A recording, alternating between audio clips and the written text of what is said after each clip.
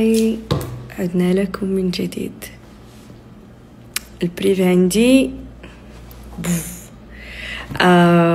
دائما كتسولوني على، كنت صورتها لكم شحال هادي باقا نعقل، ودائما في الاسئله اللي كيجيوني في الانستغرام كلشي عافاك شي حاجه للشعر، شي حاجه للشعر، شي حاجه للشعر، شي حاجه للشعر.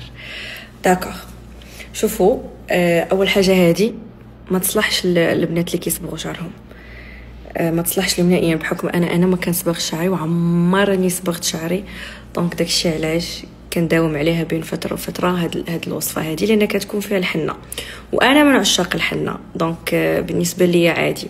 وهاد المكونات اللي كاينين في هاد الخلطه خصهم ضروري الحنه، وخصكم ضروري تخلطوهم مع الحنه. دونك من بعد هاد الستوري هادي ياك غادي نحط لكم كاع داكشي اللي درتو وعافاكم كلشي.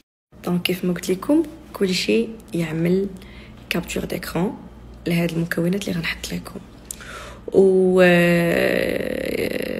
عادي تقدروا تخلطوا هاد المكونات مع السدر البنات اللي مثلا اللي كيصبغوا شعرهم، ولكن من الاحسن انها تكون الحنه، لان الحنه كتغلط الزغبه تاع الشعر وكتنقي لكم الفروه ديال الراس ديالكم. داكشي علاش انا كنبغي دائما ندير الحنه لراسي، لان ملي كنشوف شعري صافي وصل لواحد الحد صافي كنعتق راسي بهاد الوصفه هذه، من غير الزيوت اللي تا هما كتصايبهم يا ماما، كتكون واحد الخلطه تاع الزيت هذيك ضروري 2 مرات 3 مرات في السيمانه.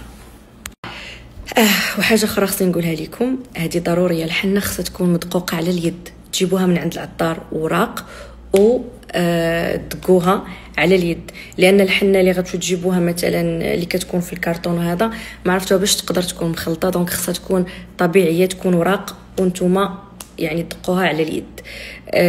لان نتوما اصلا غادي تخلطوا الحنه مع العشوب وداكشي اللي هما كلهم طبيعيين، ولكن من الاحسن ان الحنه تكون طبيعيه 100%، ما تكونش ديال الساشيات، لان ما تعرفوش باش تقدر تكون مخلطه ولا مناش دايرينها.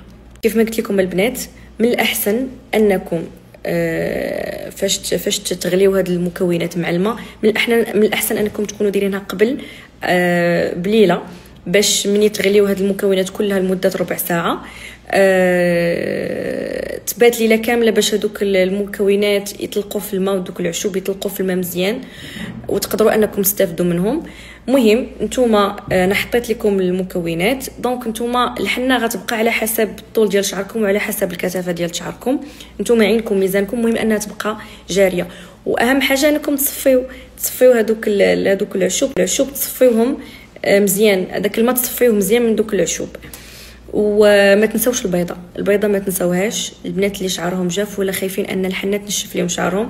واخا انا كان مره كنديرها مره ما كنديرش، انا بعد الخطرات شعري كنبغي يكون شويه ناشف، معنا شعري رطب بزاف دونك كنبغي شويه يكون شويه ناشف.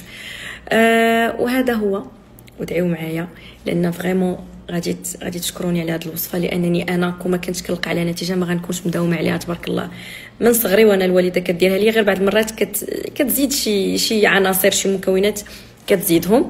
وهذا هو البنات انا اللي كيخليني نحماق على الحنه وعلى هذه الخلطه، بحكم اني ما كنصبغ شعري. شوفوا اللوين اللي كتعطيني، ومع الكركديل ومع قشور الرمان ومع القرنفل كيعطوا واحد اللون زوين. دونك البنات اللي ما كيبغيوش يصبغوا شعرهم شوفوا، ومع الشمس خلاص، ومع تاني غسله وثالث غسله للشعر يا سلام، كيولي واحد اللون كيحمق. عرفتوا الاكاجو، داك الاكاجو اللي كيبان في الشمس كيبان زوين، هادشي اللي كيولي في شعركم. شوفوا كنحمق على هذا اللون. البنات اغلبيه ديالكم كيسولوني واش ما كتبقاش الريحه في الشعر. نو واي، ما كايناش ريحه في الشعر، راه الخلطه فيها الخزامون فيها القرنفل والحنه، ما يمكنش انها تبقى لكم الريحه في الشعر خايبه.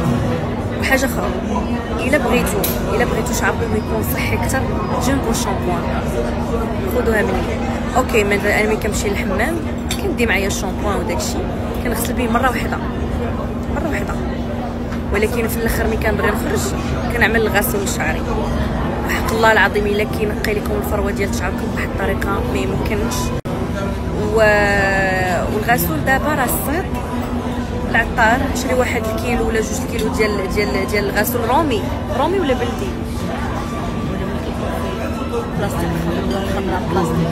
الغسول اللي كيكون في واحد البلاستيك خضراء، ولوحوه في الشمس في السطح عندكم واحد، خلوه يتكرمل مع الشمس، ويد اللي راه ملي غتكونوا غادي الحمام غتخلطوا الكميه اللي نتوما بغيتوها غتخلطوها مع الماء. والله العظيم الا حسن لكم الشامبوان. انا هادشي باش كبرت الصراحه، انا كبرت بالغسول، ما كنتش الوالده ديالي ما كانتش كتعترف بالشامبوان نهائيا والديميلور وهاد التخربيق اللي انا وليت كنديرو دابا، ولينا كنتفننوا فيه ما كانش شي شامبوان مع الديميلور ديالهم باش نقلبوا نشريوه. والله العظيم الا اي حاجه طبيعيه هي اللي كتنفع.